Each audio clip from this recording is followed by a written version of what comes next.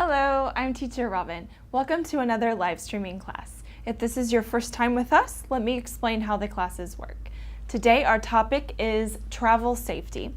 If you want to participate in the class, then you can write your comments in the comments section of our Facebook page. So if you have a question, you can write it in the comments. Before we get started with today's topic, let's review what you learned in last week's class. In case you missed it, Teacher Dell was here telling you about how to create your online profile. So describing yourself, the different kinds of online profiles that you might have, and the different vocabulary that you can use for those different profiles. So like positive and flattering vocabulary to say good things about yourself, some useful quotes to include in your profile, and some examples of sentences to avoid, so things that you should not say in your online profile. So if you missed that class and you want to watch it again, then go to the video section of our Facebook page, and there you can find all of our previous classes, so you can watch them again as many times as you want. You can share them on your own Facebook page,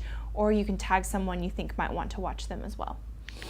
So today our topic is travel safety. So I imagine many of you are getting ready to go on a vacation for the summer if you haven't already.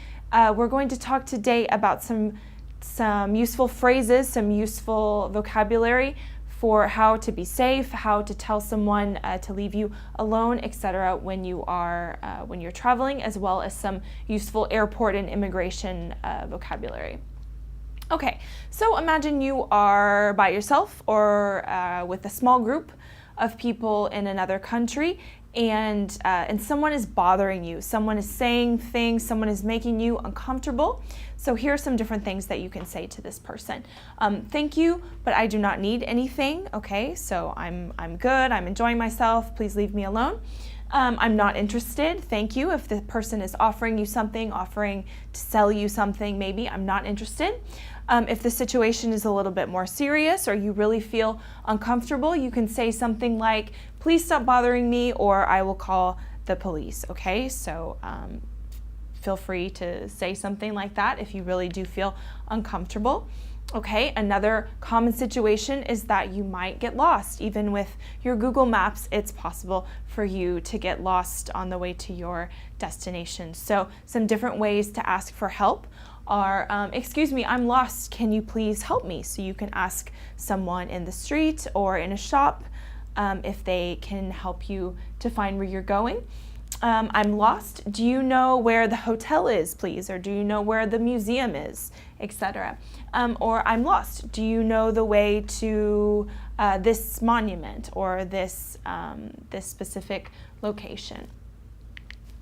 Okay, if you want to be alone, sometimes we just feel like being alone, like enjoying the atmosphere by ourselves, and we don't want to be with someone else, especially someone that we don't know. So you can say, thank you for your attention, but I would prefer to be alone.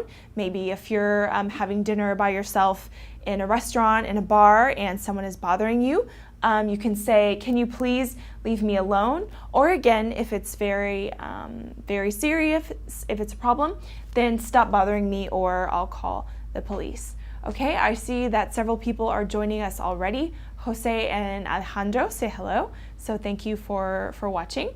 Okay, let's move on to things to watch out for, okay? This is in general, not just in English, but when you are traveling, you want to beware, so be careful of pickpockets. So pickpockets are people who, when you're not looking, will steal your wallet or your backpack or something, a personal belonging. So make sure that you are always watching. Be careful with unlicensed taxi drivers, so make sure that if you're going to take a taxi that it has a license. You can even ask the driver, can I see your license number, can I see your information, your identification, etc. Okay, keep an eye on your personal belongings. So again, always have everything with you. Don't leave it anywhere while you go to the bathroom or go to buy something. Always keep it with you. And don't be fooled by touts. So this is people in the street trying to sell you something. It's better to just buy, if you want a souvenir, for example, go to an actual shop and buy it there, and that way you're actually contributing to the local community as well. Okay, now let's move on to some airport check-in questions. So these are some key questions that you will probably be asked when you're traveling, and it's a good idea to have your answers already prepared, especially in English, that is, as it's the international language. You might be asked, did you pack these bags yourself? Okay, so that means your suitcase, did you yourself put everything in it? And obviously the answer should be yes, I did. Yes, everything is mine. These are my belongings, etc. Okay, another common question, did you at any time leave your luggage unattended? So that means, did you leave your suitcase somewhere to go to the bathroom or to go to buy some food or something? Has it ever not been with you? So again, the answer should be no, I did not. No, it's always been with me, etc. Okay, and has anyone asked you to carry any items for them? So has anyone said, hey, can you hold something for me? And hopefully you would say, no, I have not. Everything is mine. It's my luggage. Okay, some common immigration questions that you might be asked in a foreign country. What's the purpose of your trip? Okay, so why are you here? Are you here for business, for pleasure? Are you a tourist? Are you visiting friends and family? What is the purpose of your visit? Do you have anything to declare? So this is when you arrive in a country. If you've purchased something in the previous country, like food and drink, things like that, then they might want to check that because there are different laws in different countries on what you can take with you. Where will you be staying? So it's a good idea to have the address of the hotel or your friend's house or wherever you're staying written down, so you can just show it to them, and that way you can fill out the immigration form really easily. And what's your occupation? So do you work? Are you a student? What is your occupation? What do you do for a living? What is your job? Okay, so now that we've briefly gone through some of this vocabulary to be safe when traveling, let's review together. So I'm going to ask you 2 questions and you can write your answers in the comments. Okay, so think of one question to ask someone if you are lost. So imagine if you are in London and you get lost on your way to Hyde Park, for example. How can you ask someone? You stop someone in the street and you ask them to help you. So what are some different ways that you can do that? Okay, what are the different ways that we talked about? Okay, and the second question, what situations should you be wary of when traveling? So to be wary of something means that you should avoid. You should not do that. So what are some different situations that you should be wary of when you are traveling? Okay, so write your answers in the comments, and as you're writing your answers, let me tell you more about our course here at ABBA.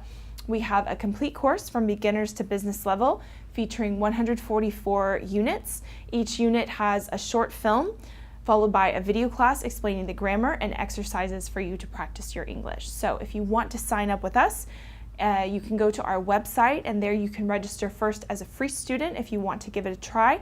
You can have access to all of the video classes as well as the first unit of each level. And then if you decide to go premium, you'll have access to all of the course content, and you'll be assigned a teacher like me who you can write to anytime you have a question.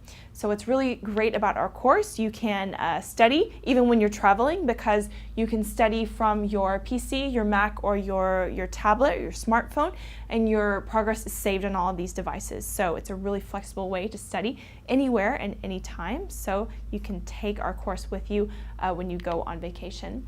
In addition to the course, we have many other resources for free to help you practice, like our blog.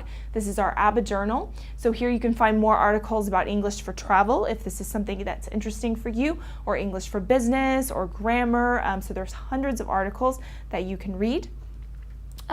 We have our Facebook page and our YouTube channel. There you can find all of our videos, so you can participate in those when we live stream. And we also have a Twitter page, so check out all of those. And now let's see who is joining us today and what questions or comments do you have about travel safety in English. So let's see, I think we have a few people. Okay, a lot of people are saying hello. Good. It's good that so many of you are joining us from many different countries. So I know you might be thinking still about what answer you want to write in the comments. So feel free to keep doing that, and I'll get back to you later today if you want to keep writing your answers. So I hope that this class has been useful for you. If you are planning to go on vacation soon, I want to let you know that at ABBA we will be taking a couple of weeks off for vacation as well from the live streaming. So we will be back the second half of August with more videos. So I hope that you can take advantage of our previous videos as well as all of the other resources that I just told you about to keep practicing your English, as well as our course, obviously. And remember that you can turn on your notifications on Facebook to receive a message anytime we're live streaming. Okay, so I hope that you have a great summer, a great holiday, and thanks again for joining, and take care, and we'll see you very soon. Bye-bye.